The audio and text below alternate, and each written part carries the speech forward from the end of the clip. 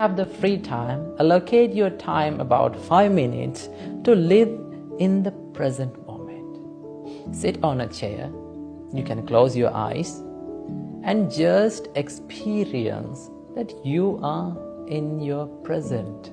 You are not in your past, you are not in your future, always you are in your present. That is the reality, right? The past has gone as well as the future hasn't come yet, right? So, close your eyes and just try to focus your mind to the present moment. Try to think about what you feel, what you hear, and what you think about.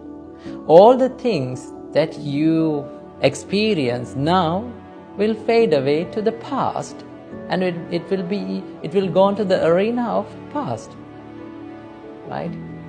So take your time in the day and practice this. The best way to focus your mind to the present moment is the breathing meditation.